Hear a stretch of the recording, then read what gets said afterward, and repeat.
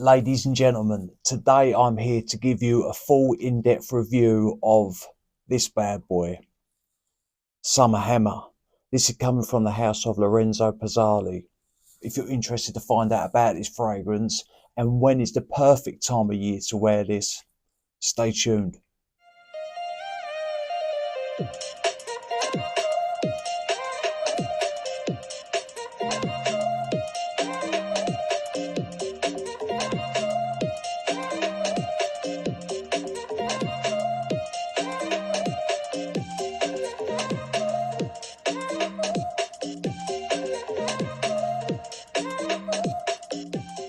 What is good, YouTube? Hello ladies and gentlemen, and welcome back to my channel. My name is Mikey Cologne and I want to thank everybody for tuning in today. That is right, I'm going to give you the full rundown of Summer Hammer from Lorenzo. I'm going to tell you straight off the bat that I think this fragrance is great and it is powerful, especially in the first couple of hours, but we will get into it. But before I get going, if you do enjoy my content, hit that subscribe button. It is completely free, and always press the bell because it will notify you when I drop a review at a later date. Plus, I have a code for you lot.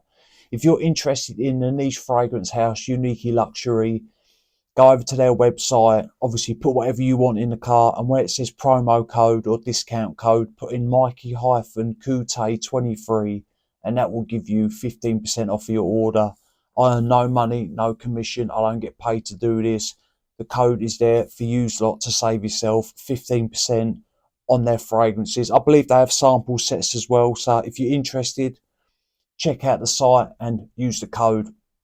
Right, I'm going to read you the notes and we're going to get into it. But first off, I'll show you the bottle. So you've got, this is a 50ml extrait to parfum. And then you have the owl on the back and on the front. Atomizers, not bad. Give out a nice bit of juice.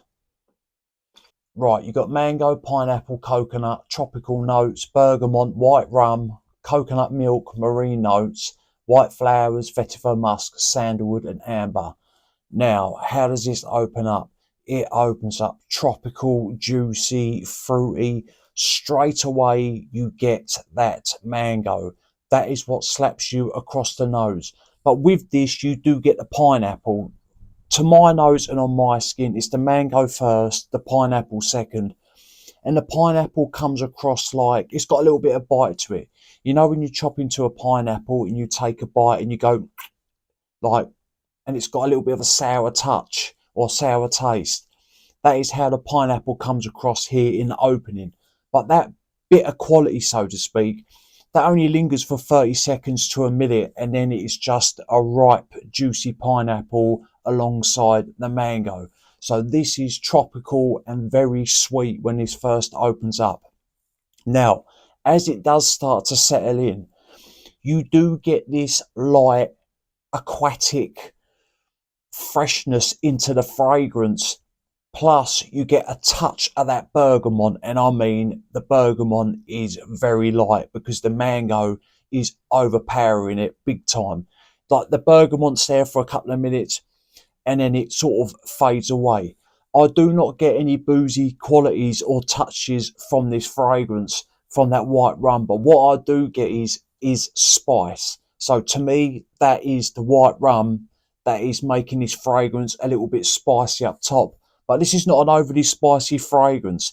It's fresh, spicy, a touch minerally from the marine notes, but it's very tropical and fruity. Now, as it starts to settle in, the fragrance is creamy. There's no doubt about it that this fragrance has a thick, dense, heavy, creamy quality to it. And the white flowers here, they start, once this fragrance starts heading into the mid, that is when the white florals come out, and they're never too much. To me, them white florals do give this a floral edge, but they also smooth shape and round the fragrance. Like up top, it's full on fruity, and some people might think it's a little bit piercing, but when the white florals come through, it sort of tames the edges of the fragrance. It smooths everything out. Then it dries down a little bit more. Then you get a very light woodsy undertone. The vetiver here is clean. The sandalwood comes off a little bit dusty, or the fragrance starts to turn a little bit dusty and musky on my skin. So I think that's to do with the sandalwood, but also this definitely has a creamy side to it as well.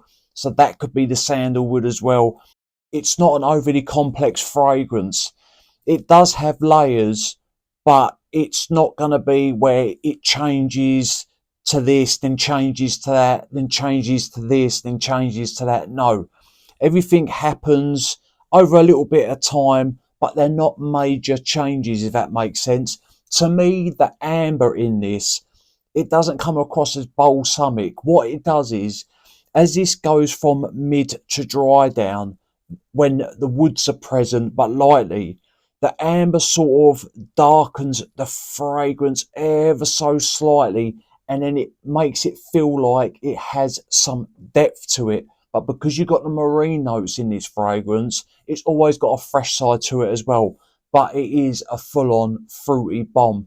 There is no doubt about it. So you have to enjoy sweet, fruity fragrances to enjoy this scent.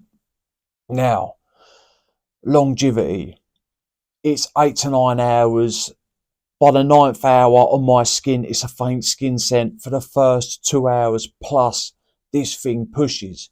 If you do 4 to 5 sprays with this, I think that is too much, because that's what I was doing, and the thing, it was radiating for hours.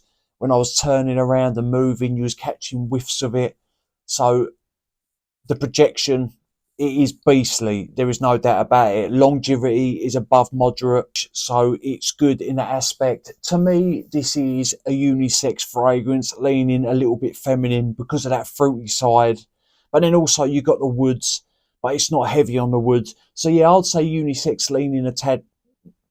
I would say unisex leaning a tad feminine. Now, I would not reach for this on a hot summer day. There is no way, because of that sweetness and how heavy and dense and thick this sits on the skin. I think it would become too much.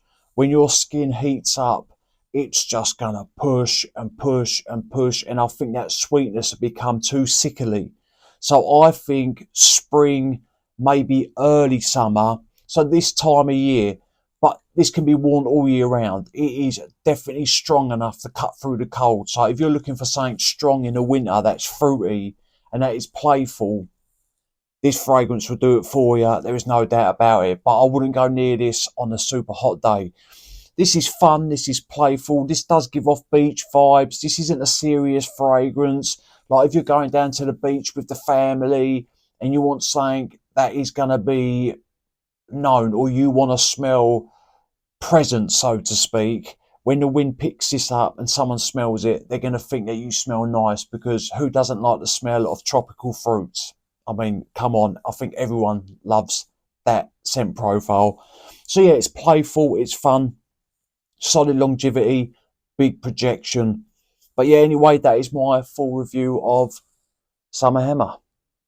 I'd love to hear your thoughts. Have you tried this? Do you own this? Which is your favourite fragrance from the house of Lorenzo Pazzaglia? I would love to hear your thoughts. Vampire Rum at the minute is still up there for me. I love that fragrance. But I'd love to hear your thoughts. I appreciate everybody's support. And remember, smelling good's always a pleasure and never a chore. And I will see you lot on the next one. Cheers.